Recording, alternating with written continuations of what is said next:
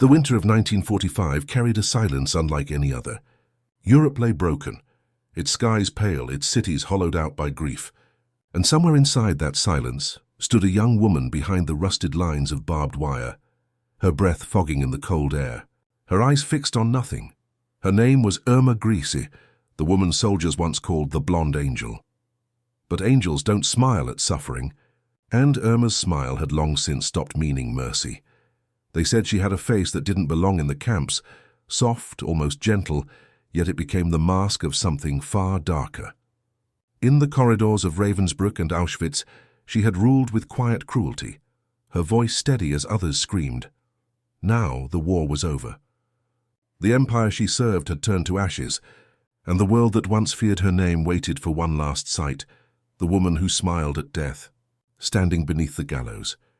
The courtroom smelled of damp wood and cold ink. It was not the grand hall of Nuremberg where the mighty defended their crimes. This was Lüneburg, smaller, quieter, and more intimate in its judgment. No banners, no marble pillars, only a row of young faces who once believed they served a god, now stripped of their uniforms and waiting for a human verdict. Among them stood Irma Grese, barely 22. The youngest, the smallest, and perhaps the most unsettling. Because while others trembled, Irma stood with her chin lifted, eyes steady, not in pride, but in something stranger, calm defiance. When the judge read the charges, the torture, abuse, complicity, and murder, her expression did not change. Witnesses spoke of her laughter, echoing through the barracks, her whip slicing air as if for pleasure. A survivor's voice cracked as she recalled the sound of Irma's boots behind her in the snow. And yet, as every accusation was laid bare, Irma's only defense remained the same, spoken softly, almost rehearsed. "My conscience is clear. I was only obeying orders." Those words rippled through the courtroom like a chill draft. The prosecutor paused, perhaps struck not by the statement itself, they had heard it countless times, but by the tone. It was not defiance, not repentance. It was detachment. To many, she became the face of evil wrapped in innocence, a paradox too uncomfortable to look at for long. To others, she was a mirror, a warning that even an ordinary, smiling girl could become a monster if she stopped questioning the hand that guided her. History had already written her story before the gavel fell. The war had ended, but its ghosts needed closure. Justice demanded blood, and Irma, with her perfect posture and unflinching gaze, became its symbol.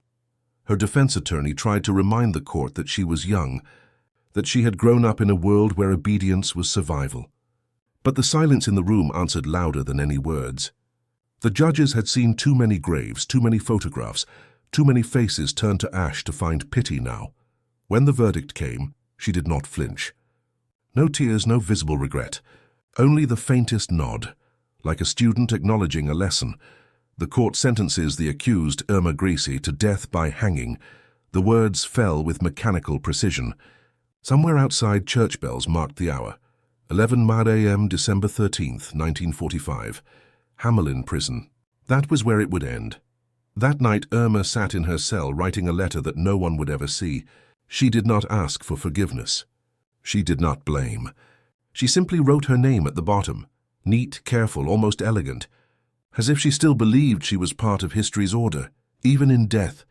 Some guards swore she slept soundly that night. Others said they saw her awake, staring at the window bars as moonlight touched her face. Perhaps she was thinking of the voices that once called her beautiful. Perhaps she wondered what beauty meant when the world only remembered your cruelty. And when dawn came and footsteps echoed down the corridor, she stood up straight, not as a victim, not as a hero, but as a relic of a war that had devoured its children. The Blonde Angel would not plead for mercy. She would walk to her end the way she had lived, calm, obedient, and convinced that her conscience was still clear. The night before her execution was neither long nor short. Time in those final hours stopped behaving like time. For Irma Grese, the walls of her cell were not merely stone, they were mirrors, reflecting everything she had been and everything she refused to admit. She lay on a thin mattress, her hands folded neatly over her stomach. Outside, the rain tapped the cobblestones with mechanical patience, as if the sky itself was rehearsing the rhythm of the morning to come. The guards passed occasionally, silent and heavy-eyed. No one spoke to her. No one wished to. Irma had been told earlier that evening that she would be the second to die. The first would be Elizabeth Volkenrath, another overseer, older, quieter, and long since broken by the weight of guilt she carried. Irma, on the other hand, carried none, or at least showed none. She had smiled faintly when she heard the schedule. A small strange comfort, perhaps, to not be first. For most prisoners facing death, the night before was unbearable. Some prayed, some begged, some lost their minds entirely. But Irma sat upright for hours, her blue eyes fixed on the flicker of the ceiling lamp, as though watching an invisible film only she could see. She did not cry, nor did she write a letter home. Her last letter had already been sent weeks ago, a brief note to her family, telling them not to worry, that she was at peace and that she had done her duty faithfully. The simplicity of it was disturbing. She didn't ask for forgiveness. She didn't express regret, only obedience. Even now, in the shadow of the gallows, she believed herself to be a soldier who had simply followed commands. To her, war had rules, and she had played her part. Hours passed. A guard, young, nervous, barely older than she had been when she first put on the SS uniform, brought her a small piece of bread and tea. She thanked him politely. Her voice was soft, almost melodic, and for a moment the guard looked at her not as a criminal, but as a young woman who might have belonged anywhere but here. He hesitated before leaving. Something about her calmness unsettled him. When he finally walked away, Irma whispered to herself, almost playfully, "They think I'm afraid." She smiled, not the cruel smile that had terrified women in the camps, but a quieter, distant one. The kind that comes when a person accepts the inevitable. Perhaps she was thinking of her past, the endless rows of women at Ravensbrück, the orders shouted, the punishments dealt, the moments of power that had made her feel significant in a world collapsing around her. Perhaps in some part of her, she still believed she had done nothing wrong. Or perhaps she simply didn't allow herself to think at all. Irma Grese had always been good at discipline, not just in enforcing it, but in living it. Emotion to her had always been a weakness. She had learned early in the camps that pity made you vulnerable. And vulnerability had no place in a system built on fear. But in that small, dim cell, surrounded by the smell of damp air and rust, something human flickered inside her, faintly, briefly. She looked at her hands, still steady, still pale and elegant, and for a moment she traced the lines on her palms, perhaps wondering how those hands, so young, so unscarred, had held the whip. And why even now she didn't tremble remembering it. At 6 a.m., footsteps echoed down the corridor. Keys rattled. The guard opened her door to tell her the chaplain had arrived. She refused to see him. "I have no sins to confess," she said calmly. The guard hesitated, unsure whether to argue or leave. Finally, he simply nodded and walked away. For the next hour, Irma prepared herself as if for a ceremony. She brushed her hair with slow, deliberate movements. She asked for a mirror. When it was brought, she studied her reflection with a curious detachment, as though she were examining a stranger's face. She smoothed her uniform, straightened her collar, and adjusted the crease of her trousers. Everything had to be perfect. Even now she refused to let the world see disorder. "How do I look?" she asked one of the guards with an almost teasing smile. He didn't answer. Irma laughed softly just once. The sound was light, disturbingly so.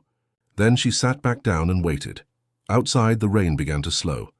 The clouds over Hamelin broke slightly, revealing a thin line of pale winter light. The town was quiet and almost eerily so. Most of the residents had chosen not to witness the hangings. But the officials were already gathered. The gallows stood ready in the execution yard, 6 nooses swaying gently in the cold air. The first execution was at 9:55 a.m. Irma could hear the dull thud of the trapdoor through the thick prison walls. For a moment, her eyes closed. Not out of fear, but perhaps out of final comprehension. It was no longer something happening to others. It was her turn. At exactly 10 a.m. the door opened. The chief executioner, Albert Pierrepoint, entered, tall, composed, wearing his dark suit and bowler hat. He was a man who had seen more death than most generals. He rarely remembered faces. But later he would remember hers. She stood as he entered. No hesitation, no plea. Her eyes met his, steady, detached, and unflinching. Pierrepoint read the formal order. She nodded once, as if acknowledging an appointment long overdue. When asked if she wished to say anything, she shook her head. "I'm ready," she said simply.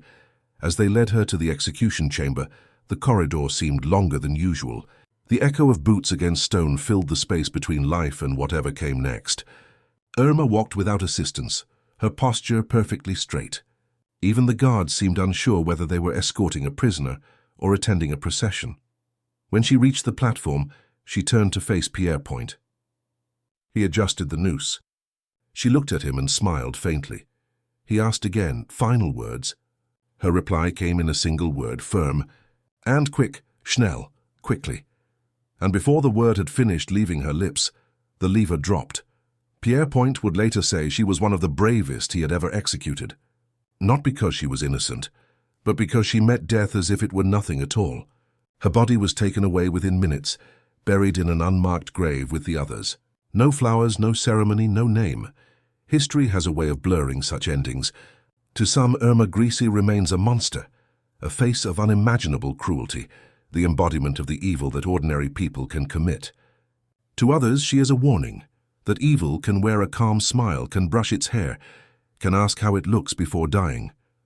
What makes her story unsettling is not her crimes. We know those too well. It's the silence inside her, the emptiness where remorse should have lived. She did not cry. She did not beg.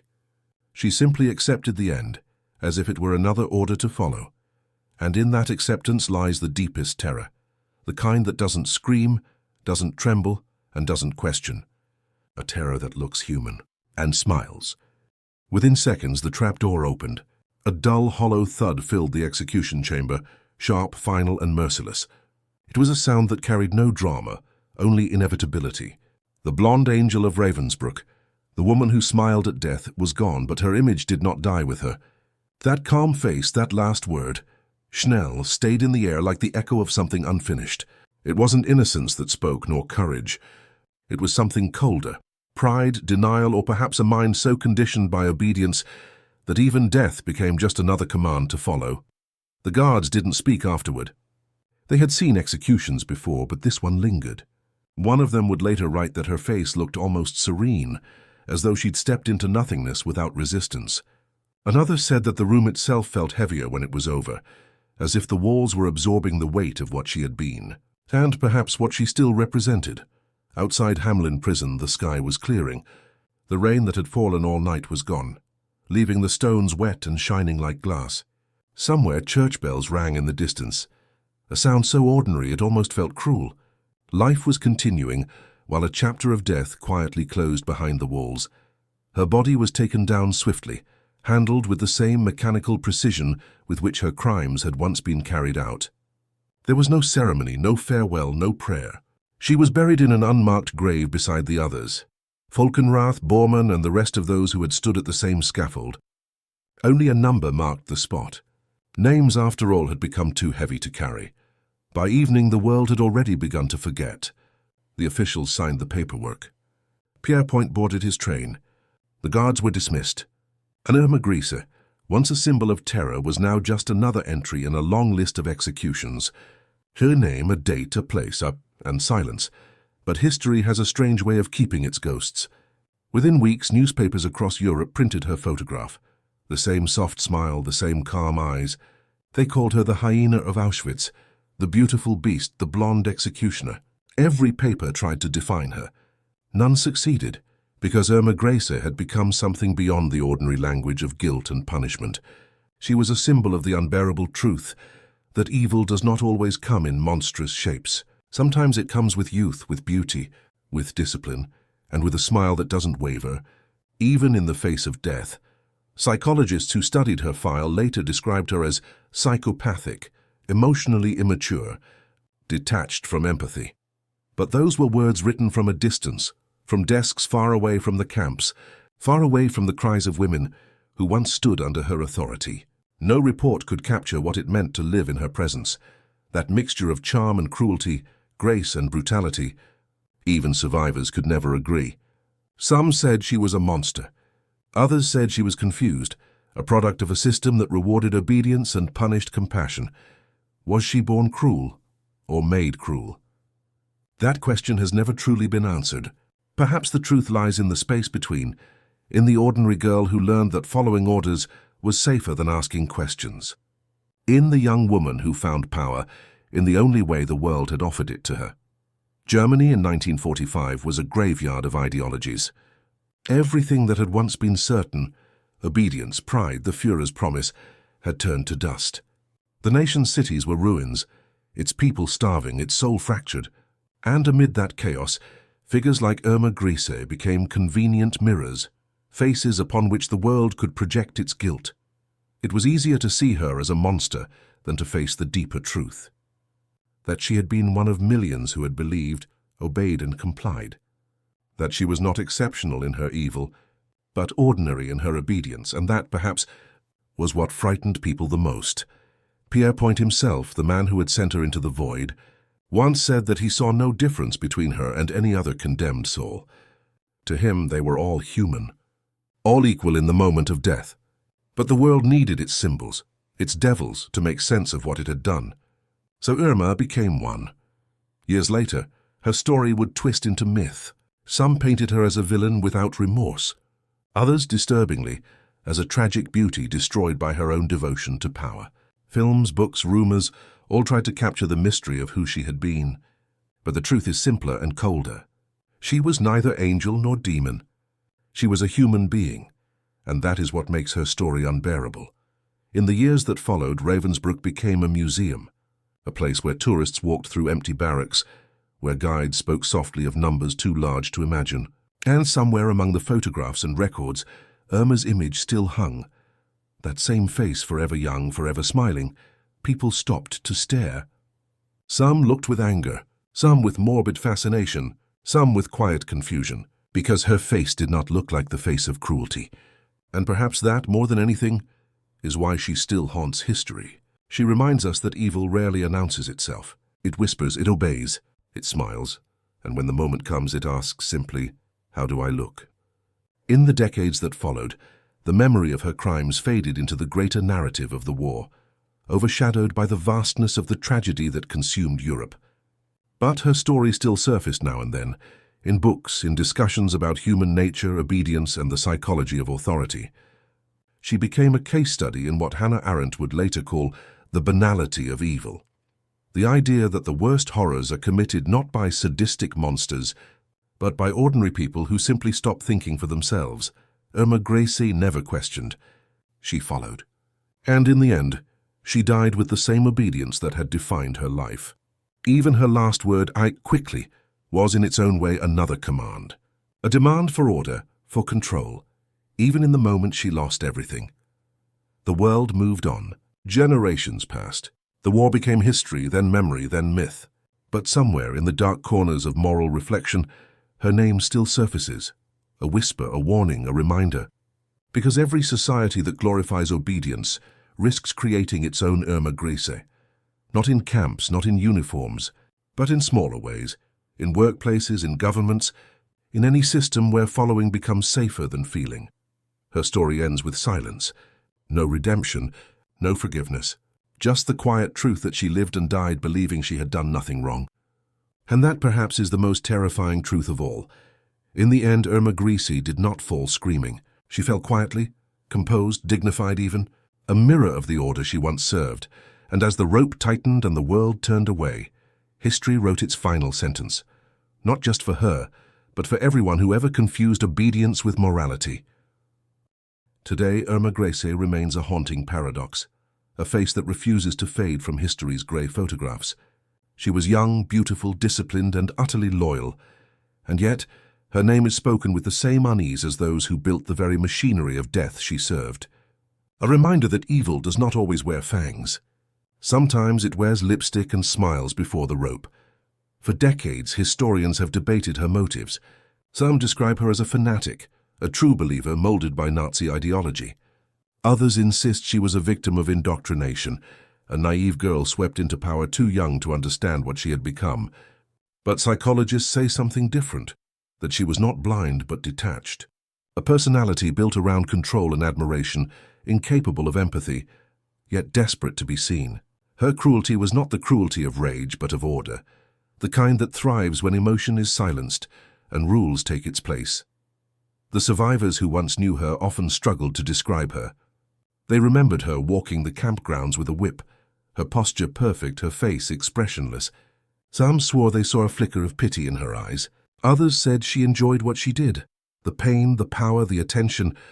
But the truth lies somewhere in between, not in passion but in absence, not in hatred but in emptiness. Because Irma Grese's story is not just about what she did, it's about what she lacked, the ability to feel that what she was doing was wrong. In her final days, she showed no sign of regret. She spoke politely to her guards, thanked her executioner, and met her fate with calmness that unnerved everyone who witnessed it. Pierre Pointe, who had hanged more than 400 men and women, said later that he had never seen anyone die like her, so composed, so accepting. She went without fear, he said, and his words were not admiration but bewilderment, because fear is human, and when it disappears, something far darker takes its place. It is easy to call her evil, to wrap her name in the same shroud that covers all those who obeyed monstrous orders. But that word evil makes her distant, safe. It tells us that she was something separate, something we could never become. Yet the truth that history whispers is far more unsettling. Irma Grese was not extraordinary. She was ordinary, and that ordinariness is the reason she still haunts us. Hannah Arendt once wrote that the most terrifying aspect of the Holocaust was not its cruelty, but its bureaucracy. The way killing became paperwork, the way obedience became morality, and Irma fit perfectly into that system. She didn't question. She complied. She didn't think. She followed. And in doing so, she became a cog in a machine that no longer recognized the value of a single life. After her execution, her story was buried beneath greater horrors, the camps, the trials, the names of men who commanded armies. But every few years her photograph resurfaces, and people still ask, how could someone so young, so composed, be capable of such things? And that question says more about us than it does about her, because we want monsters to look like monsters. We want evil to be obvious, but Irma Grese reminds us that it rarely is. It can look like obedience. It can look like duty. It can even look like grace.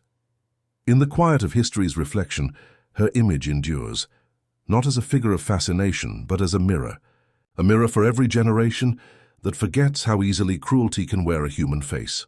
Her smile, that faint, cold smile, was not the smile of madness or joy. It was the smile of someone who had stopped feeling long ago. A mask built from silence. And that, perhaps, is the true meaning of her legacy.